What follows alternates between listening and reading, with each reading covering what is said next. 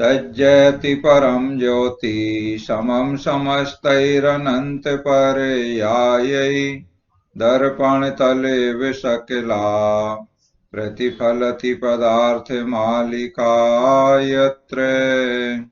श्री पुरुषार्थ सिद्धि उपाय ग्रंथ जी में आचार्य श्री अमृतचंद्र स्वामी जी महाराज 4 शिक्षा व्रतों का वर्णन समझा रहे हैं।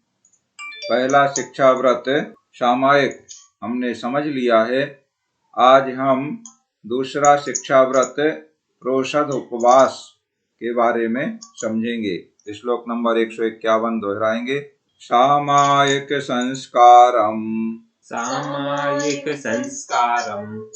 प्रतिदिन मारोपितम स्थिरीकर्तुम्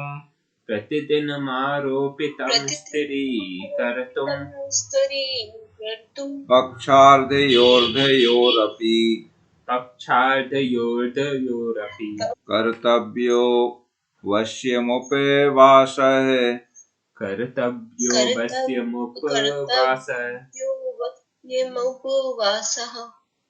कर्तव्यो या है, वो द्या गलत छपा है, या है वहाँ। हाँ, कर्तव्यो वश्यम उपवास है। प्रतिदिन लिए संस्कार सामायिक की स्थिरता निमित्त पक्षार्धे 2 में सुनिश्चित कर्तव्य है उपवास नित। प्रतिदिन आरोपितम प्रतिदिन अंगीकार किए हुए सामायिक संस्कारम सामायिक रूप संस्कार को। देखो, सामायिक शिक्षा व्रत में प्रतिदिन सुबह शाम सामायिक करने का नियम हो गया है। तो जो सामायिक के संस्कार उसको हो गए हैं प्रतिदिन करने के, उन संस्कारों को स्थिरीकर्तुम यानी स्थिर करने के लिए द्वयो पक्षार्धयो यानी दोनों पक्ष के अर्ध भाग में, एक माह में 2 पक्ष होते हैं, 15-15 दिन के अवधि को पक्ष कहते हैं। एक कृष्ण पक्ष होता है, एक शुक्ल पक्ष होता है। तो दोनों पक्षों के अर्ध में, अर्ध का मतलब पक्ष 15 दिन का होता है, तो अर्ध माने आधा पक्ष 7 दिन का या सप्ताह या 8 दिन का ऐसे पक्ष होता है। पक्ष का आधा पक्षार्ध। तो पक्षार्ध में एक अष्टमी और एक चतुर्दशी, ये 2 दिन पर्व के दिन कहलाते हैं। आज अष्टमी है तो अष्टमी को, और इसी तरह चतुर्दशी, ये पर्व के दिन कहलाते हैं, शाश्वत पर्व होते हैं। तो इन पर्व के दिनों में माने दोनों पक्ष के अर्ध भाग में उपवासा अवश्यमपि कर्तव्या माने उपवास अवश्य ही करना चाहिए। यहाँ प्रोषद उपवास करने के लिए प्रोषद उपवास शिक्षा व्रत में बताया जा रहा है कि कब करना चाहिए प्रोषद उपवास, और आगे प्रोषद उपवास करने की विधि बताई जाएगी। तो उसमें विस्तार से हम समझ लेंगे कि किस प्रकार से प्रोषद उपवास किया जाता है। प्रोषद और उपवास 2 शब्द इसमें हैं। तो प्रोषद का अर्थ होता है पर्व, और कहीं कहीं प्रोषद का अर्थ एकासन भी लिया गया है। तो दोनों अर्थ हम यहाँ पर समझ लेते हैं। प्रोषद उपवास में, प्रोषद को हम पर्व कहेंगे, तो पर्व के दिनों में उपवास करना। उपवास करना तो समझते ही हैं, 4 प्रकार के आहार का त्याग किया जाता है और विषय कषायों का त्याग किया जाता है। कषाय विषयाहारो त्यागो यत्र विधीयते उपवासो स विज्ञेय शेषम लंघन कम विदु। अगर कोई कषाय और इंद्रिय के विषयों का त्याग नहीं करता है, केवल 4 प्रकार के आहार का ही त्याग करता है, तो उसे उपवास नहीं कहते हैं, उसे लंघन कहते हैं। इसलिए उपवास की जो परिभाषा की गई है, उपवास की परिभाषा में कहा गया है कषाय विषयाहारो त्यागो यत्र विधीयते। जहाँ पर कषायों का और इंद्रिय विषयों का त्याग किया जाता है उसे उपवास कहते हैं। उपवासो स विज्ञेय, उसे उपवास जानना चाहिए। और शेषम लंघन कम विदु, शेषम का मतलब जहाँ केवल 4 आहार का ही त्याग किया है तो उसे तो लंघन कहेंगे, उसे उपवास नहीं कहेंगे। तो यहाँ पर प्रोषद उपवास में पर्व के दिन उपवास करना, ऐसे एक अर्थ हम लगा लें। और दूसरा अर्थ हम लगाएं तो प्रोषद का अर्थ हम यहाँ पर कहेंगे एकासन, माने एकासन पूर्वक उपवास करना। इस तरह दोनों अर्थ में हम इसको ले लें तो एकासन पूर्वक उपवास कैसे किया जाता है, जैसे अष्टमी को जिसे करना है प्रोषद उपवास उसका है अष्टमी का, तो एक दिन पहले सप्तमी के दिन वह सुबह भोजन करेगा, एकासन करेगा और उसके बाद उपवास करने का नियम ले लेगा और नियम लेकर के फिर उसको 16 पहर, 8 पहर 8 पहर 16 पहर, एक पहर 3 घंटे का होता है, तो 16 पहर तक कुछ भी उसे चारों आहार माने पानी भी नहीं लेना है। ये उत्कृष्ट विधि है। 16 पहर उसके होंगे, सप्तमी के दोपहर से शुरू हो जाएगा, 12 बजे से मान लो आधे दिन से शुरू हो जाएगा, तो सप्तमी का शेष दिन पूरी रात्रि, फिर अष्टमी का पूरा दिन पूरी रात्रि और नवमी का आधा दिन, आधे दिन बीतने के बाद फिर वो एकासन करेगा। तो इस तरह से 48 घंटे उसके उपवास रहेगा। ये उत्कृष्ट प्रोषद उपवास कहलाता है। दूसरा मध्यम प्रोषद उपवास होता है, तो मध्यम प्रोषद उपवास 36 घंटे का होता है। 36 घंटे में 12 पहर हो जाएंगे, 3-3 घंटे का एक पहर माना जाता है। तो 36 घंटे कैसे होगा, वह सप्तमी को सुबह भी भोजन करेगा, शाम को भी करेगा और उसके बाद वो त्याग कर देगा, नियम ले लेगा कि अब हमारा चारों आहार का त्याग है। तो सप्तमी की रात्रि के 4 पहर, अष्टमी के दिन के 4 पहर और अष्टमी के रात्रि के 4 पहर, इस तरह 12 पहर माने 12-12 घंटे की रात्रि, दिन और रात्रि, ऐसे 36 घंटे उसका समय उपवास में बीतेगा।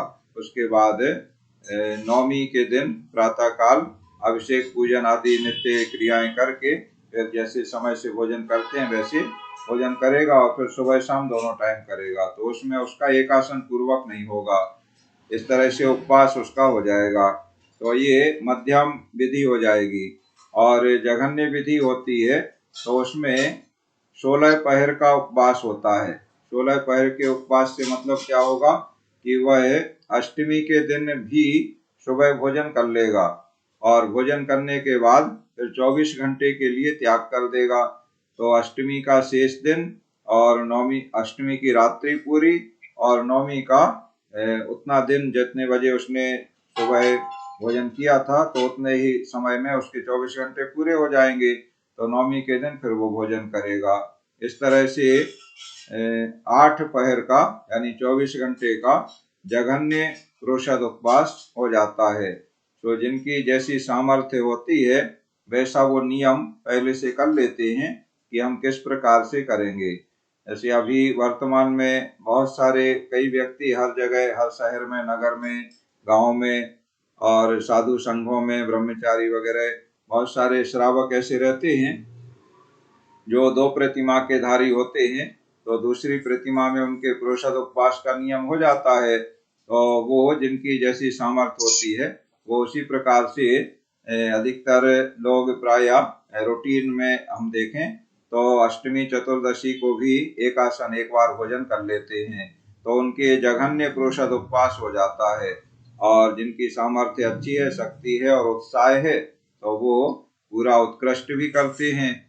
तो इस तरह से उनका प्रोषद उपवास होता है। तो इसमें क्या होता है, प्रोषद उपवास करने से सामायिक रूप जो संस्कार हैं वो स्थिर होते हैं।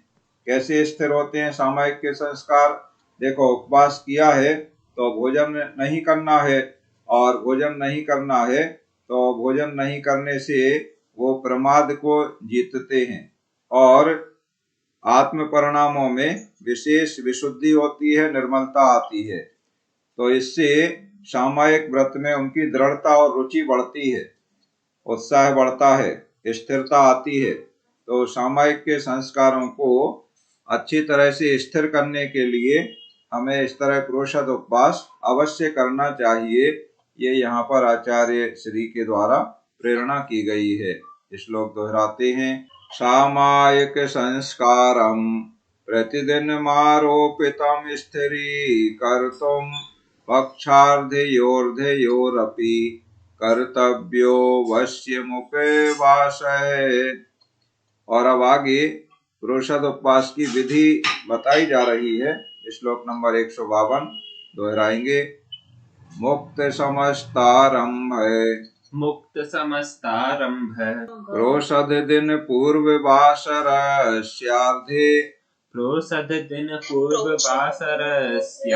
उपवासं गृह्णीयान् ममत्वमपहाय देहादौ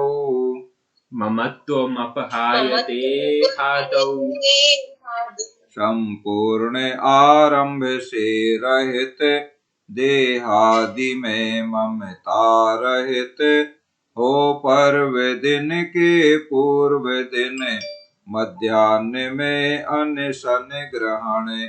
यहाँ पर जो विधि बताई जा रही है वो उत्कृष्ट प्रोषद उपवास की विधि बताई जा रही है, जिसमें 48 घंटे का चारों आहार का त्याग रूप उपवास होता है और विषय कषायों का तो त्याग होता ही है। यहाँ पर अन्न पान खाद्य और लेह इस तरह 4 प्रकार का आहार माना गया है और दूसरे प्रकार से भी खाद्य स्वाद्य लेह और पेय ऐसे भी इसको बोलते हैं। तो पान का मतलब यहाँ पर पेय है। तो अन्न पान खाद्य और लेह में वो सारी चीजें आ जाती हैं जो चाटने वगैरह की रबड़ी मलाई और चटनी वगैरह होती हैं, ये सब आ जाती हैं। और खाद्य में लड्डू वगैरह इस तरह की चीजें आती हैं। और अन्न में अन्न से बने हुए सभी पदार्थ आते हैं। और पान में पीने की सभी चीजें उसमें आ जाती हैं, दूध जूस और अन्य पानी तो है ही, अन्य भी जो पीने के पदार्थ हैं वो सब इसमें शामिल हो जाते हैं। तो चारों प्रकार का आहार का त्याग किस प्रकार से करते हैं वो विधि इसमें बताई गई है। मुक्त समस्तारंभ, समस्त आरंभ से मुक्त होकर। देखो पहला ही कार्य, पहले आहार त्याग नहीं बताया, पहले क्या बता दिया, समस्त आरंभ से मुक्त होकर, माने आरंभ का कोई कार्य नहीं करेंगे। आरंभ के मुख्यतः घर में जो परिवार में काम होते हैं वो पंचसूना कहलाते हैं। चक्की, उखली माने भोजन वगैरह बनाना, पीसना, कूटना, पानी भरना, बुहारी लगाना, झाड़ू लगाना, ये 5 काम विशेष इनमें भारी हिंसा होती है तो ये पंचसूना कहलाते हैं। ये तो इस तरह के ये कोई भी आरंभ का कार्य और इसके अलावा अन्य भी व्यापार आदि भी आरंभ उसमें होता है, तो कोई भी आरंभ का कार्य नहीं करेंगे। सबसे पहला काम है समस्त आरंभ से मुक्त, माने घर का परिवार का कोई भी आरंभ का कार्य रखना उठाना, ये कोई भी इस तरह के अन्य कार्य करना कि उपवास का दिन है तो आज ये काम कर लेते हैं घर का, ऐसे नहीं। सारा दिन उपवास का धर्म ध्यान में बिताने के लिए है, आरंभ के कार्य करने के लिए नहीं है कि खाली खाली हैं तो ये काम कर लें, ये काम कर लें, या बढ़िया टीवी में ये देखें वो देखें, सीरियल देख लें, पिक्चर देख लें, इस तरह से उपवास नहीं किया जाता है। तो पहला काम क्या किया, समस्त आरंभ को त्याग दिया, आरंभ से मुक्त होकर। फिर देहादव ममत्व अपहाय, शरीर आदि से भी ममत्व बुद्धि का त्याग करके, शरीर में भी ममत्व नहीं रहेगा। तो शरीर में ममत्व जब नहीं रहेगा तो शरीर को सजाना, श्रृंगार करना, तेल पाउडर क्रीम वगैरह लगाना, सुंदर दिखने का, ये सब जब ममत्व ही नहीं है तो फिर इन सब चीजों का त्याग स्वाभाविक हो जाता है। उसके बाद प्रोषद दिन पूर्व वासरस्यार्धे, माने जो प्रोषद का दिन है यानी पर्व का दिन है, पर्व का दिन से मतलब अष्टमी और चतुर्दशी का दिन, तो उसके पहले दिन के वासरस्यार्धे माने आधे दिन में, उससे पहले के आधे दिन में, जो अभी हमने बताया था आपको कि अष्टमी का अगर उपवास है तो सप्तमी के आधे दिन में, और चतुर्दशी का प्रोषद उपवास है तो त्रयोदशी के आधे दिन में, माने दोपहर से संकल्प करना रहता है, नियम लेना होता है। तो उपवासम गृहणीयात, उपवास को अंगीकार करना चाहिए। ये उत्कृष्ट विधि में ऐसा होता है कि हम 48 घंटे चारों प्रकार के आहार का त्याग करते हैं, सभी आरंभ आदि का त्याग करते हैं, शरीर से भी हम निर्ममत्व रहेंगे। इस प्रकार से अपने गुरु के समक्ष या जिनेंद्र देव के समक्ष और अगर जिनेंद्र देव और गुरु का योग नहीं मिल रहा है तो जिनवाणी है तो जिनवाणी के समक्ष और कुछ भी नहीं है तो अपने आत्मा की साक्षी में, अपने स्वयं की साक्षी में इस तरह से उपवास को ग्रहण करना चाहिए। ये श्लोक दोहराते हैं। मुक्त समस्तारंभ रोषध दिन पूर्व वासरस्यार्धे उपवासम गृहणीयान ममत्वमपहाय देहादौ। इस प्रकार उपवास की विधि किस प्रकार है ये यहाँ पर शुरू किया गया है। आगे और विस्तार से उपवास की विधि 3-4 श्लोकों में वर्णन चलेगा। उसमें पूरी विधि बताई जाएगी कि किस प्रकार से दिन बिताए, किस प्रकार से रात्रि बिताए, क्या क्या कार्य करे उपवास में, क्रोशद उपवास में। ये संपूर्ण विधि आचार्य श्री ने स्वयं बताई है। तो आगे के श्लोकों में हम और विस्तार से समझेंगे। अभी आज के लिए पढ़ाई का कार्य यहाँ पूर्ण होता है। अब आप अपने कोई प्रश्न जिज्ञासा है तो समाधान कर लें।